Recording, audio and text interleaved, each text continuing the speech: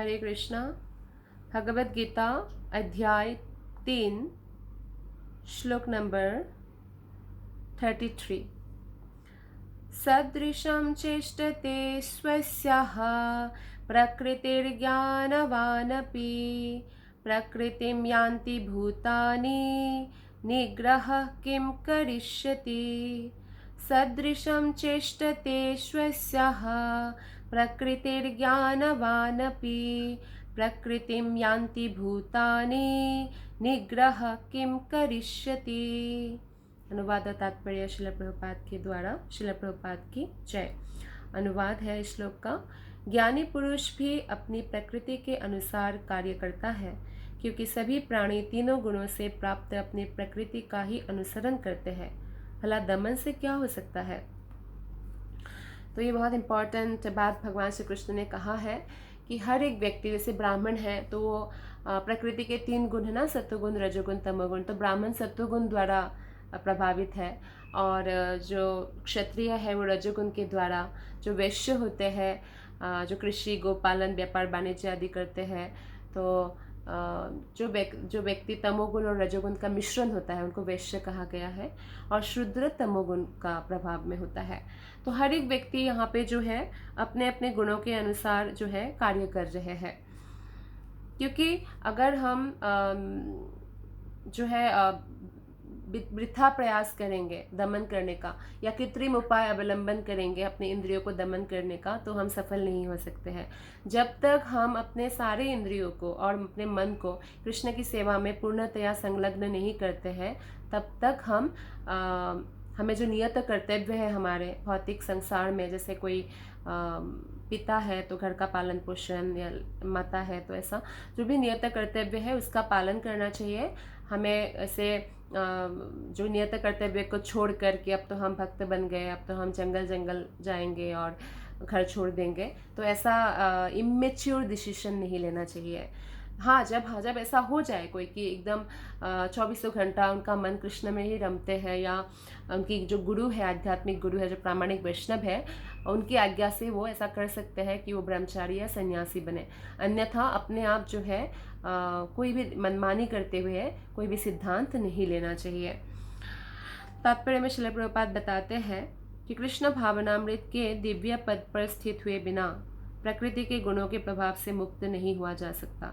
जैसे कि स्वयं भगवान ने 7वें अध्याय में 7.14 में कहा है, कोई बहुत बड़ा ज्ञानी भी हो और शास्त्रों का अध्ययन भी करे, लेकिन वो भगवान श्री कृष्ण की भक्ति नहीं करता, भगवान श्री कृष्ण को भगवान नहीं मानता, तो वो व्यक्ति कभी भी प्रकृति के तीनों गुणों से मुक्त नहीं हो सकता। हो सकता है वो सत्वगुण में स्थित हो, ब्राह्मण कहलाता हो, लेकिन अगर वो कृष्ण का शुद्ध भक्त नहीं है तो वो प्रकृति के गुणों के बंधन में ही रहेगा, और ऐसे बंधन में रहा हुआ व्यक्ति दूसरे व्यक्ति के उद्धार का कारण नहीं बन सकता है। तो इसीलिए ऐसे व्यक्ति के शरणागत हमें नहीं होना है।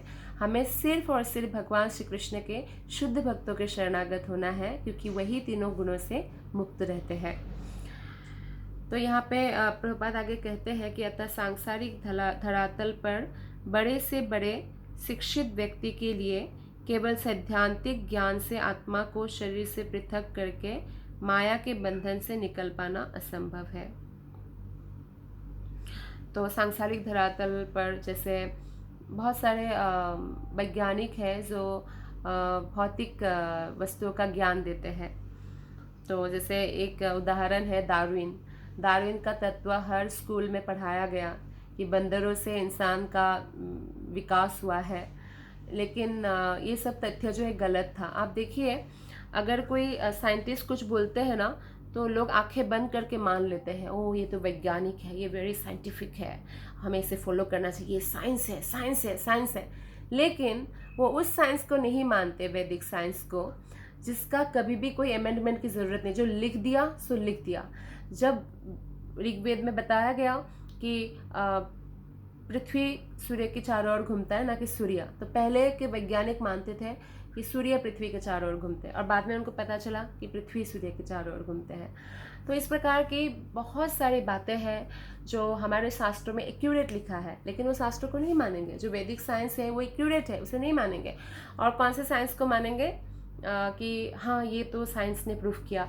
और अगर अगर कोई ऐसा न्यूज़ फैला दिया कि साइंटिस्ट ने कहा है कि चंद्रमा में ज़मीन खरीद रहे हैं लोग, तो उसको भी मान लेंगे, अरे अखबार में आया था।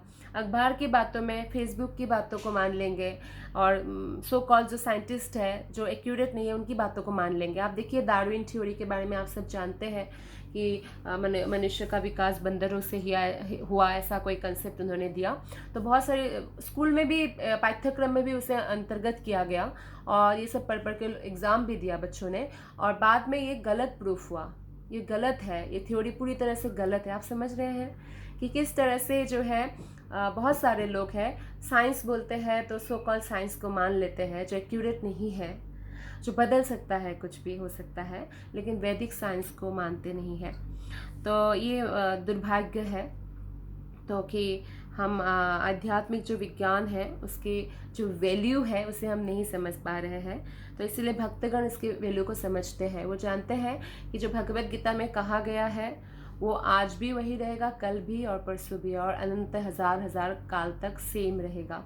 और वो हर काल के लिए, भले सतयुग, त्रेतायुग, द्वापर युग, कलयुग, कोई भी युग के लिए वो प्रैक्टिकल है। भगवत गीता, श्रीमद् भागवतम का जो ज्ञान है, तो इसलिए कोई अगर भौतिक वैज्ञानिक की माया से, माया के बंधन से निकलने का कोई भी प्रयास भी करे, वो असफल रहेंगे जब तक वो कृष्ण का शरण ग्रहण नहीं करते। या कोई बड़े बड़े दार्शनिक भी है, भले ही उन्होंने वेद पुराण पढ़ रखा है और संस्कृत में भी बहुत सुंदर ज्ञान है उनको व्याकरण का, लेकिन फिर भी अगर वो कृष्ण के भक्त नहीं है तो फिर वो कभी भी माया के बंधन से मुक्त नहीं हो सकते हैं, तो उनका ज्ञान अपूर्ण माना जाएगा। तो ऐसे अनेक तथाकथित अध्यात्मवादी, तथाकथित मतलब सो कॉल्ड, बहुत सारे सो कॉल्ड स्पिरिचुअलिस्ट हैं जो अपने को विज्ञान में बड़ा चढ़ा मानते हैं, किंतु भीतर ही भीतर वे पूर्णतया प्रकृति के गुणों के अधीन रहते हैं, जिन्हें जीत पाना कठिन है। तो बाहर, क्योंकि उन्होंने बहुत सारा ज्ञान प्राप्त किया शास्त्रों का, और बहुत सुंदर सुंदर लेक्चर दे रहे हैं, तो लोग उनको सम्मान देने लगे हैं, गुरु मानने लगे हैं। तो बाहर तो ऐसा है, बहुत सारे स्पिरिचुअलिस्ट या अध्यात्मवादी कि वो बहुत बड़े विद्वान हैं, ऐसा लोग सोचते हैं, लेकिन एक्चुअली अंदर जो है वो तीनों गुणों के अधीन होते हैं। वो अंदर ही अंदर जो है प्रकृति के तीनों गुणों से प्रभावित रहते हैं। तो ऐसा व्यक्ति कैसे दूसरे व्यक्ति का उद्धार का कारण बन सकता है। तो ऐसे बहुत सारे लोग हैं जो आध्यात्मिक जीवन देने के जगह जो है लोगों को धोखा देते हैं, तो इनको पाखंडी कहा जाता है।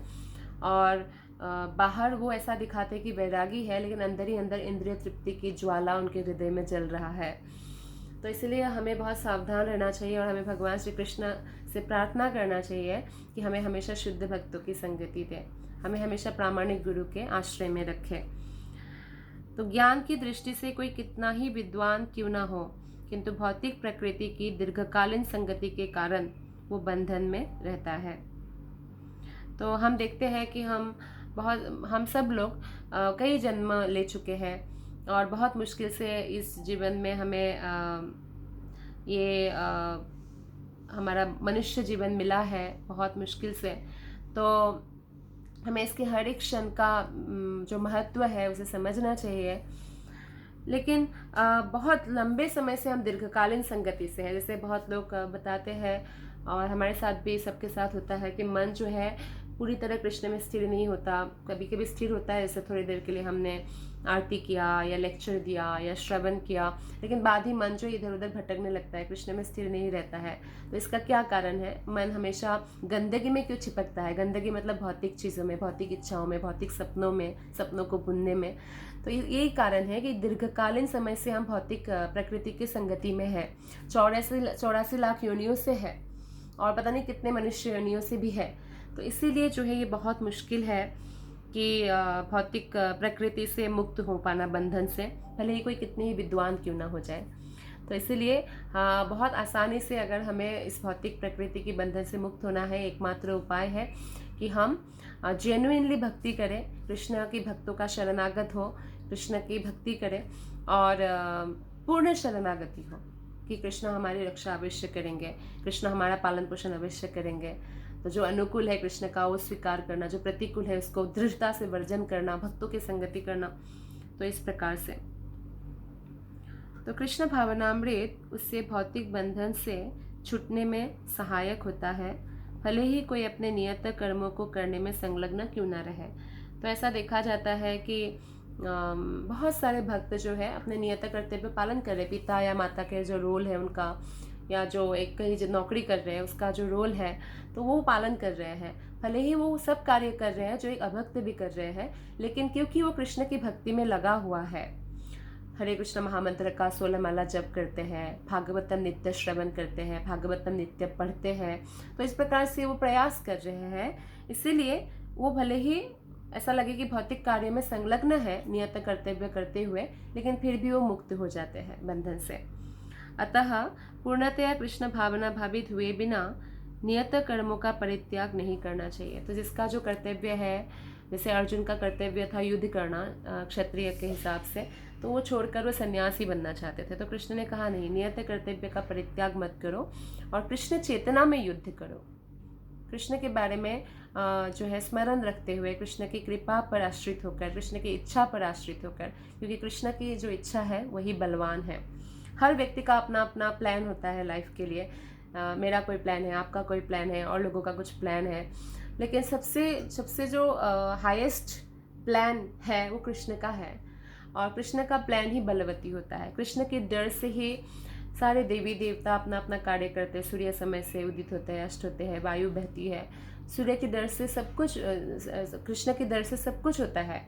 तो इसीलिए कृष्ण की इच्छा बलवान है और हमें कृष्ण की इच्छा पर निर्भर होने का अभ्यास करना चाहिए। इसलिए कोई भी कृष्ण भावना भावित, पूर्णतया कृष्ण भावना भावित हुए बिना अपने नियत कर्तव्य का परित्याग नहीं करे। किसी को भी सहसा यानी अकस्मात अपने नियत कर्म को त्याग कर तथा कथित योगी या कृत्रिम अध्यात्मवादी नहीं बन जाना चाहिए। मतलब जैसे कोई गुरु भी नहीं धारण किया और बस उनको अचानक कुछ पढ़ा या सुना, अचानक वैराग्य आ गया कि ऑब्वियसली कोई गृहस्थ जीवन में है तो पत्नी से भी कुछ दुख मिलेगा, बच्चों से भी कुछ दुख मिलेगा, जिम्मेदारियां भी होगी। तो मान लीजिए उस जिम्मेदारियों से पीछा छुड़ाने के लिए उन्होंने ऐसे ही बस घर छोड़ दिया, बस अब तो मैं बन गया योगी, और घर छोड़कर जो है तथाकथित योगी बन गए, मतलब तथाकथित अध्यात्मवादी बन गए और छोड़ दिया कि मैं बाबा बन गया, आज से बाबा जी बन गया। तो इससे कोई फ़ायदा नहीं होगा, क्योंकि जब तक हमारा मन कृष्ण के प्रति पूर्णतः शरणागत नहीं होता है, अगर हम बाहर से गेहुआ वस्त्र पहन भी लें, लेकिन अंदर ही अंदर हम हजारों स्त्रियों से संग करेंगे, या कोई स्त्री भी है तो भले ही वो मान लीजिए वो भी गृहस्थ का कर्तव्य वगैरह छोड़कर निकल पड़ी, मीराबाई के साथ जो है अपनी तुलना करने लगे, तो ऐसा पॉसिबल नहीं है। मीराबाई कंप्लीटली सरेंडर थी कृष्ण के लिए, तब जाकर उनका जो है इतना सुंदर उन्होंने भक्ति किया, तो तब जाकर उन्होंने सब छोड़ा। लेकिन कोई अगर ऐसे देखकर बस उनका अनुकरण करेंगे, उनकी आज्ञाओं का पालन नहीं करेंगे, बड़े बड़े लोगों का बस अनुकरण करने के लिए, नकल करने के लिए ऐसा करेंगे, तो निश्चित रूप से उनका पतन होता है। तो भले ही वो बाहर बहुत साध्वी वाला ड्रेस भी पहने, लेकिन अंदर ही अंदर अनेक पुरुषों के साथ वो संग करेगी या भौतिक इच्छाओं के ज्वाला में जलती रहेगी। तो इसलिए हमें ऐसे अकस्मात कोई सिद्धांत नहीं लेना चाहिए। हमें हमेशा प्रामाणिक वैष्णव गुरु के आश्रय में रहना चाहिए और उनकी आज्ञा से ही हर एक कदम आगे बढ़ाना चाहिए, क्योंकि इस भौतिक जगत में पदम पदम विपदम है, अर्थात पग पग पर विपत्तियाँ है। तो अच्छा तो यह होगा, श्रील प्रभुपाद कहते हैं कि अच्छा तो यह होगा कि यथास्थिति में रहकर, अर्थात जिस भी स्थिति में आप है, आज आप गृहस्थ लाइफ में है या कोई गरीब है, कोई बहुत अमीर है, या कोई भी स्थिति में आप है, या आप किसी देश में है या कोई किसी और देश में है, कोई भी स्थिति में कोई भी कार्य कर रहे हैं जो आपका नित्य कर्म है, उसी स्थिति में रहकर से श्रेष्ठ प्रशिक्षण के अंतर्गत, अर्थात जो प्रामाणिक गुरु है उनके ट्रेनिंग लेते हुए, उनसे उनके जो एक्सपीरियंस्ड शुद्ध भक्त है उनका ट्रेनिंग लेते हुए, तो हमें उनके अंतर्गत जो है भक्ति करने का ट्रेनिंग लेना होगा, मन को प्रशिक्षण करने का ट्रेनिंग लेना होगा, कृष्ण भावनामृत प्राप्त करने का प्रयत्न किया जाए। अर्थात हम जिस भी स्थिति है उसी स्थिति में हम भक्ति कर सकते हैं। भक्ति किसी भी स्थिति पर डिपेंडेंट नहीं है। जैसे कुछ लोग सोचते हैं अच्छा हम बहुत धन कमा लेंगे तब भक्ति करेंगे, हमारे बच्चों की शादी हो जाएगी तब भक्ति करेंगे, हम बूढ़े हो जाएंगे तब भक्ति करेंगे। अरे आपको क्या मालूम, अभी आप बूढ़े होंगे, कोरोना आ गया है और कितने लोग मर रहे हैं, महामारी जो आई है इससे हमें कितना कुछ शिक्षा लेने को मिलता है ना। हमें ये भी नहीं पता कि हम बूढ़े होंगे कि नहीं होंगे। चलिए कोरोना नहीं भी आए तो किसी का भी कभी भी एक्सीडेंट होता है, किसी का भी कभी भी कुछ भी हो सकता है, बीमार हो जाते हैं, छोटे छोटे बच्चे का भी डायबिटीज़ और कैंसर हो सकता है। तो इसलिए हमें जैसे ही हमें ज्ञान हो कि हमें कृष्ण भक्ति करना चाहिए समय नष्ट किए बिना, पूर्णतया हम जिस स्थिति में भी है उसी स्थिति में हमें भक्ति करना चाहिए, कृष्ण से प्रार्थना करना चाहिए कि हमें प्रामाणिक गुरु का आश्रय प्राप्त हो हमेशा, और इस प्रकार कृष्ण की माया के बंधन से मुक्त हुआ जा सकता है। क्योंकि कृष्ण की माया है, बहिरंगा शक्ति तो दुर्गा देवी है, जो महामाया है वो भी कृष्ण की है, अंतरंगा शक्ति भी कृष्ण की है। तो कृष्ण के कंट्रोल में वो लोग कार्य करते हैं। तो जब हम कृष्ण के शरणागत होते हैं तभी हम माया के बंधन से मुक्त हो सकते हैं। धन्यवाद। हरे कृष्णा।